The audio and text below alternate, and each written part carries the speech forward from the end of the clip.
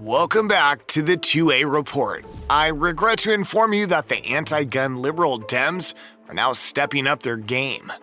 Brace yourselves, for your beloved president, Brandon, has pulled out his secret weapon in a bid to captivate the gun control activists for his 2024 reelection campaign.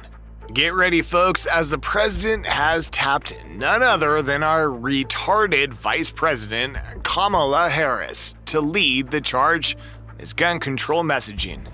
Now, it's no secret that Vice President Harris has garnered quite a reputation, being widely panned as the worst VP in history because she's always drunk. But Brandon still entrusted her with the very important task of becoming the lead voice on gun control, ensuring that these issues take center stage during the upcoming campaign. Brace yourselves, America, as the battle for Election Day 2024 looms just around the corner, a mere 500 days away. It seems Brandon is pulling out all the stops, recognizing the importance of capturing the attention of gun control advocates. After all, what better way to ignite the passions of the gun control movement than by unleashing the vice president herself?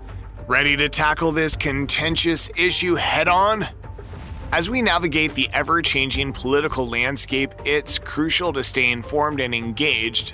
The next few years promise to be a roller coaster ride of debates, discussions, and anti-gun rhetoric if these Democrats win.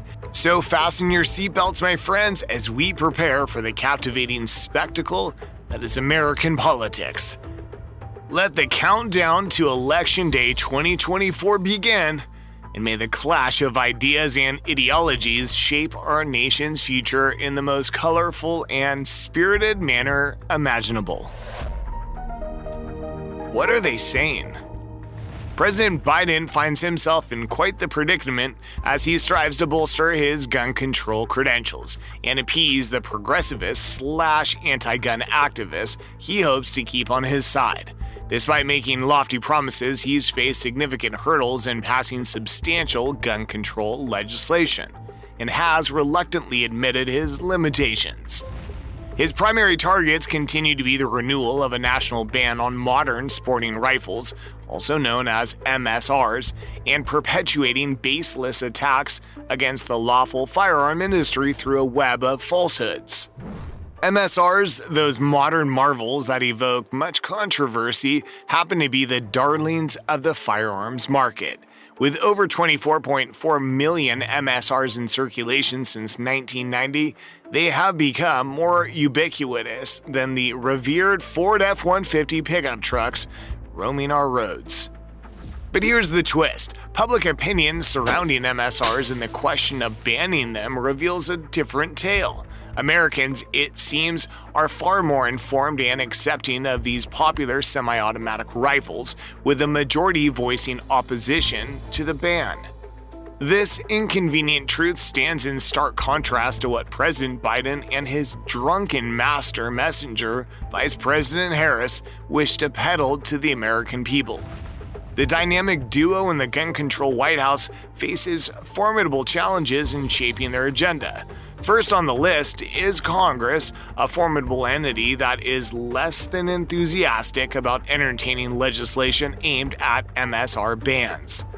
This isn't to say that the Biden administration wouldn't attempt to get crafty with executive orders and regulatory tweaks. After all, they've already showcased their flair for such maneuvers with the ATF's frame and receiver final rule and the stabilizing pistol brace final rule.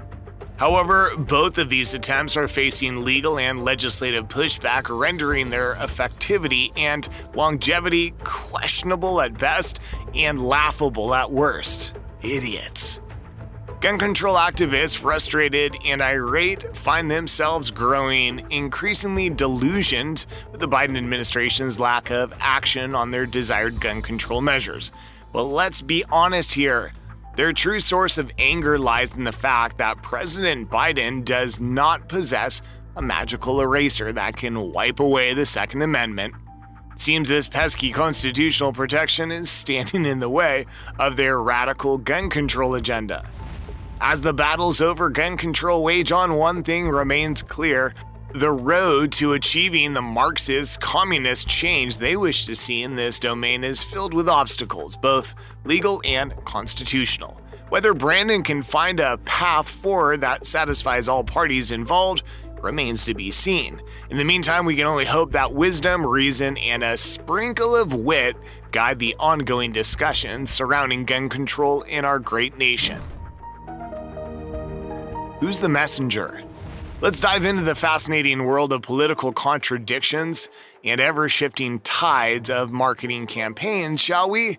It seems Vice President Harris has embarked on a challenging journey, leading the messaging efforts for an administration that finds itself grappling with the harsh reality that the American public isn't exactly buying whatever BS they're selling.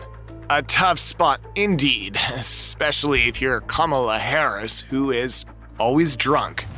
In a moment of striking contrast, Vice President Harris once declared to CNN, "It's time for Congress to act and stop with the false choices. This is not about getting rid of the Second Amendment. If we really want something that's going to be lasting, we need to pass legislation." A seemingly reasonable stance, one might say. However, let's rewind to the days when she was a presidential candidate in the 2020 race. Back then, Harris made bold promises to voters, pledging to take matters into her own hands if Congress failed to act within her first 100 days in office. She vowed to unilaterally enact stringent gun control measures, including banning the importation of so-called assault weapons, or MSRs. But wait, there's more. Media reports also revealed her plans for near-universal background checks, which would require anyone selling 5 or more guns per year to conduct background checks on all sales. And if that wasn't enough, Harris even floated the idea of revoking gun dealer or manufacturer licenses and holding them criminally liable if they were to break the law. All this she promised to achieve through the mighty power of executive action. Now, as Vice President Harris faces the daunting task of leading the messaging efforts, she must navigate the treacherous waters of trying to sell an agenda that has already been marred by one failure after another. The Brandon administration finds itself stymied, unable to deliver on the grand promises they once made regarding gun control restrictions. It seems the American public has grown wise to the shifting narratives and conflicting messages that pervade the political landscape. In this delicate dance of anti-gun politics, we witness the ebb and flow of empty promises and retarded pragmatism, as politicians adjust their sails to the prevailing winds of public sentiment. Whether Vice President Harris can successfully navigate these choppy waters and steer the administration's messaging efforts remains to be seen. The challenge lies in striking a balance between the desires of a vocal base and the realities of governance. Only time will tell how this intriguing tale of political twists and turns unfolds. Conservatives fear me. Let's take a moment to unravel the intriguing web of political dynamics surrounding President Biden's campaign in the issue of gun control. As the campaign strives to convince the American public to rehire him, they may find that the messenger on their gun control platform, whether it be Vice President Harris or some other anti-gun libtard, might not make a significant difference. So, what's the problem? Well, it's Brandon himself who has presided over a historic surge in firearm purchasing. Yes, my friends, we find ourselves in a peculiar situation where several factors have converged to reshape the political landscape when it comes to gun rights and firearm ownership. It would behoove our elected leaders to pay close attention to the changing tide. Firstly, we witnessed a surge in firearm purchases by various minority groups since 2020, including African Americans, Hispanic Americans, and Asian Americans. These communities are recognizing the importance of self-defense and exercising their constitutional rights. It seems the appeal of personal safety and protection knows no boundaries. But it doesn't end there. Women have emerged as a force to be reckoned with in the world of firearm ownership, constituting a significant portion, between 30 and 40% of recent purchasers. The rise of women in the firearms community demonstrates the growing realization that self-empowerment and the ability to protect oneself are not limited to any specific gender. What's truly fascinating in the increasing popularity and surge in membership numbers of gun rights groups across the political spectrum. Yes, you heard that right.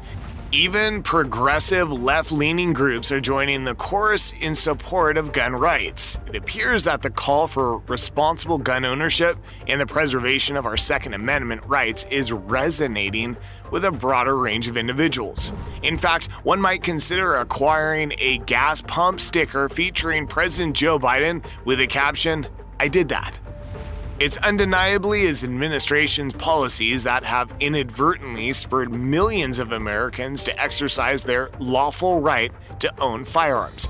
And now, in an interesting twist, we witness Vice President Harris being sent out as the leading voice to champion these policies. One can't help but wonder if this truly reflects an administration that is attuned to the desires and concerns of the American people.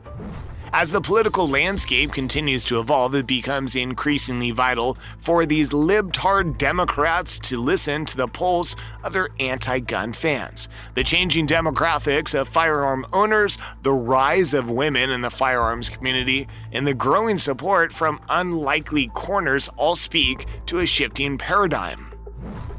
It remains to be seen how these factors will influence the gun control debate and the future of our constitutional rights. One thing, however, is certain: the voice of the pro-Second Amendment voters cannot be silenced, and their passion for preserving their rights will persist in the face of any political rhetoric. And that's all I have for you today in this video. What do you think about this new move by Brandon? Comment down below, please like, share, subscribe, and click on the notification bell too while you're at it. Thanks, and have a good one.